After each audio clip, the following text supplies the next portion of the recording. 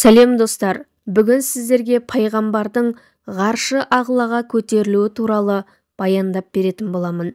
Пайғамбар ғаршы ағлаға келсе, шет-шегі көрінбейтін үлкен бір перде тұр екен.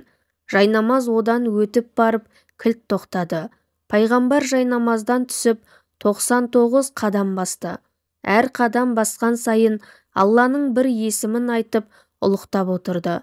Осыдан бастап Алланың 99 есімі дүния адамдарына мәлім болды. Бір жерге келгенде Жаббар Хақтан махаббат пен мейірімге толы достық пейілдегі дауыс естілді. Достар, менің арнамды қолдау мақсатында менің арнама жазылып, лайк басып, видеоның астындағы комментарияға өз пікірлеріңізді қалдырыңыздар. Ей менің хабибім, сүйікті досым, қош келдің. Пайғамбар дауысты естігенде жүрегі езіліп, жанарына жас толды. Қолын жүрегіне қойып, басын иді. Ассалаумағалейкум Тәңірі тағалам, жасаған ием деді, жүрегі қуаныштан жарыла жаздап. Уағалейкум ассалам деді рухани әуез. Сосын, әй досым, маған қандай сыйлық әкелдің деп тағы да үн қатты. Пайғамбар, я Алла, дүниеден ұлықтығыңа лайық ештеңе таппадым, өзімнің жан жүрегімді алып келдім деді. Алла тағала, менің де күткен сыйым осы, таза жүрек, кіршіксіз көңіл, кең пейіл, мен үшін ең үлкен сый деді де, тағы не әкелдің деп сұрады. Қара бет, үмметімнің күнәларын ала келдім, оларға мейірім шапағат ет, күнәларым бетіне баспа. Менің үмметім заманның ең қиын кезеңінде ақиқат алаңында сыналады. Оларға залымдармен күресу қиынға соғады деді. Мақұл, дегенің болсын, олардың күнәсін шапағат суымен жуып кетіремін. Заманның қиындығына орай үмметіңе сан түрлі жеңілдіктер жеткеремін. Басқа қандай тілегің бар деді. Олардың бәрін жәннатқа кіргізсең деймін. Кіргізем, тек оларға қояр шарттарым бар. Жаратушы ем, шарттарыңды айт, қарабет үмметіме өсиет етіп қалдырайын. Біріншіден, үмметің менің бірлігіме шүбә келтірмесін. Екінші, ата-анасын сыйласын. Олардың менен кейінгі жаратушысы солар. Үшінші, өлгенше надандықпен күресіп өтсін. Ілім іздеп, ғылым игеру ендігі заманда үмметіңе парыз болады. Төртінші, әділдіктің туын жықпасын. Күллі адамзаттың теңдігі үшін күрессін. Бесінші, ұрпағына рухани тәлім-тәрбие беруді міндет деп санасын. Адамзаттың азғындауына жол бермесін. Алтыншы, елі мен жұртының бейбіт өмірі мен берекелі тіршілігінің тұтқасы болсын. Елдің ынтымағын ойламаған ізбасарың мені бір деп тани алмайды.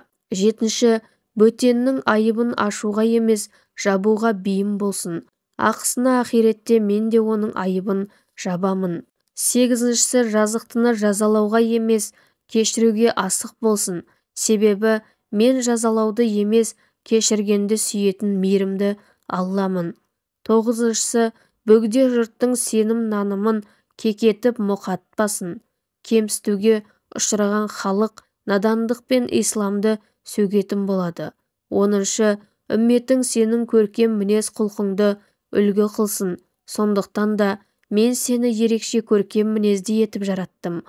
11-ші, үмбетің басына қандай сынақ түссе де менен үмітсіз болмасын. Менің дәргейімнен ібіліс қана үмітсіз кеткен деді.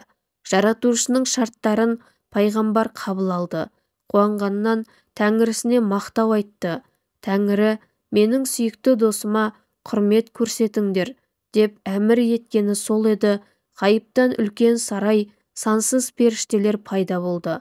Ұлық Алла, ей Мұхаммед, сарайға кір, қонақ бол деді. Пайғамбар сарайға кірді.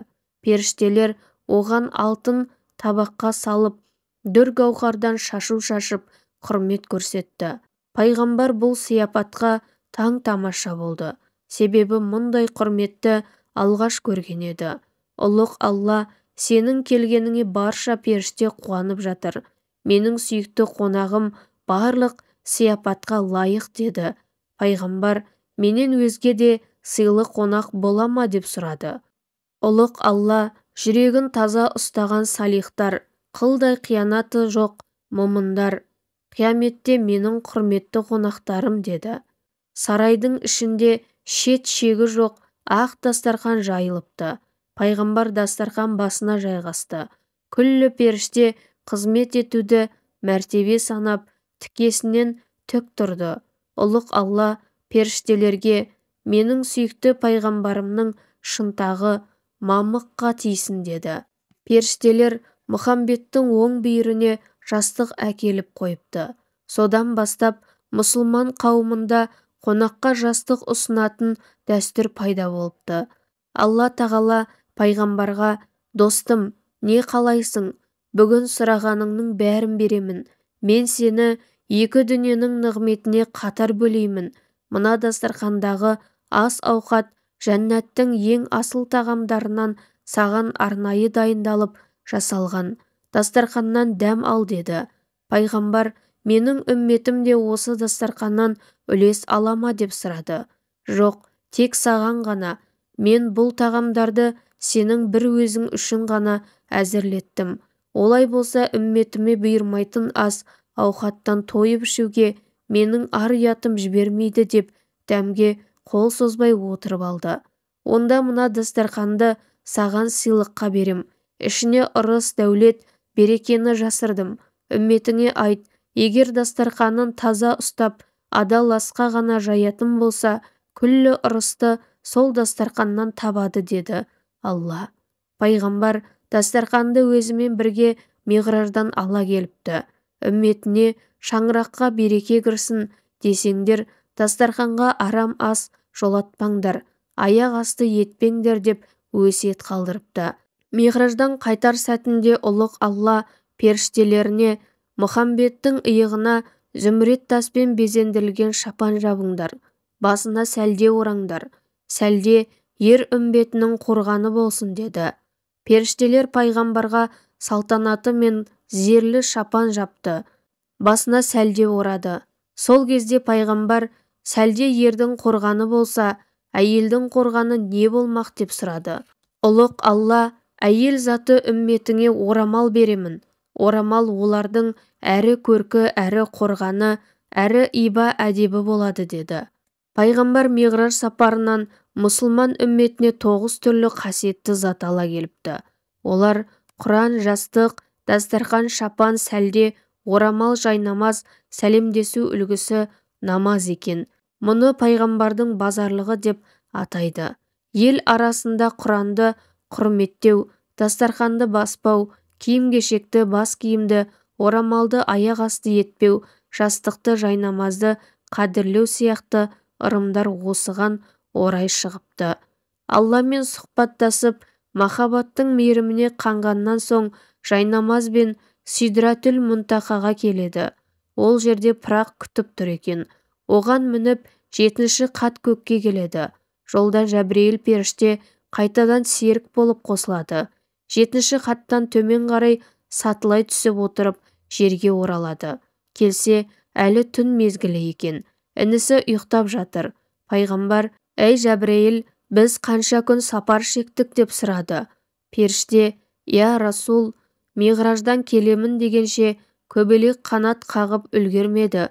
Алланың уақытына пенденің сағат өлшемі жүрмейді. Жердегі 1000 жыл аршы ағлада көзді ашып жұмғанша зыр етіп өтеді деді. Пайғамбар Алланың әлі таусылмайтын тылсым сырларына тәнті болды. Мұхамбет пайғамбар Жәбірейіл мен пырақпен қоштасып жерде қалды. Олар көз ұшында аққан жұлдыздай боп зулап кете берді.